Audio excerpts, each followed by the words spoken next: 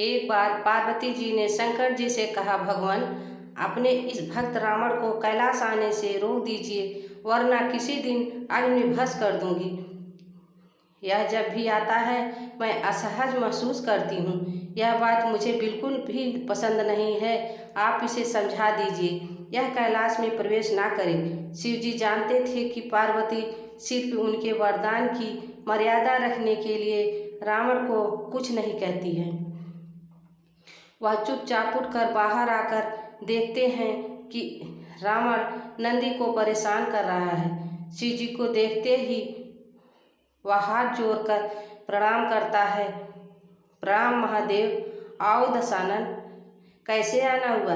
मैं तो बस आपके दर्शन के लिए आ गया था महादेव। आखिर महादेव ने उसे समझाना शुरू किया, देखो रावण, तुम्हारा यहाँ आना पार्वती जी को बिल्कुल भी पसंद नहीं है, इसलिए तुम यहाँ मत आया करो। महादेव, आप ये क्या कह रहे हैं? आप ही ने मुझे किसी भी समय आपके दर्शन के लिए कैलाश पर्वत पर आने का वरदान दिया है और अब आप ही अपने वरदान को वापस ले रहे हैं। ऐसी बात नहीं है रावण, लेकिन तुम्हारे क्रियाकलापों से पार्वती परेशान रहती हैं और किसी दिन उसने तुम्हें श्राप दे दिया तो मैं भी कुछ नहीं कर पाऊंगा।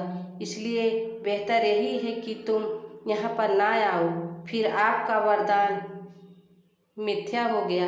महादेव, मैं तुम्हें एक और वरदान देता हूँ, तुम जब भी मुझे याद करोगे मैं स्वयं ही तुम्हारे पास आ जाया करूँगा, लेकिन तुम किसी भी परिस्थिति में कैलाश पर्वत पर मत आना। अब यहाँ से चले जाओ, पार्वती तुमसे बहुत रुष्ट हैं। रावण चला जाता है। समय बदलता है। रावण की स्वर्ण नगरी लंका को जलाकर राख करके चले जाते हैं और रावण उनका कुछ नहीं कर पाता सकता है। वह सोचते सोचते परेशान हो जाता है कि आखिर उसने इतनी शक्ति आई कहाँ से। परेशान होकर वह महल में ही स्थित शिव मंदिर में जाकर शिव जी की प्रार्थना प्रारंभ करता है। उसकी प्रार्थना से शिव जी प्रसन्न होकर प्रकट होते हैं। रावण अभिभूत होकर उनके चरणों में गिर पड़ता है। कहो दशानन, कैसे हो? शिव जी पूछते हैं।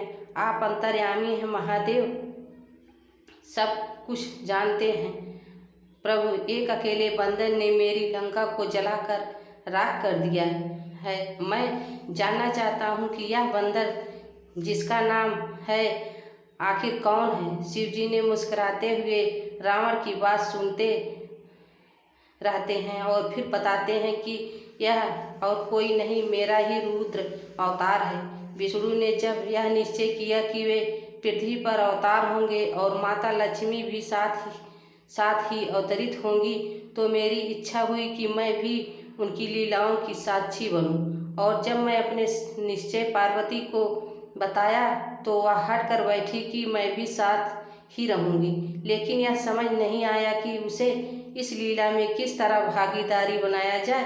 तब सभी देवताओं ने मिलकर मुझे यह मार्ग बताया, आप तो बंदर बन जाइए और शक्ति स्वरूपा पार्वती देवी आपकी पूज के रूप में आपके साथ रहें, तभी आप दोनों एक साथ रह सकते हैं। और उसी अनुरूप मैंने का रूप में जन्म लेकर राम जी की सेवा का व्रत रख लिया और शक्ति रूपी पार्वती ने पूज के रूप में और उसी सेवा के फल स्वरूप तुम्हारी लंका का दहन किया। अब सुनो रावण, तुम्हारे उद्धार का समय आ गया है, अतः श्री राम के हाथों तुम्हारा उद्धार होगा।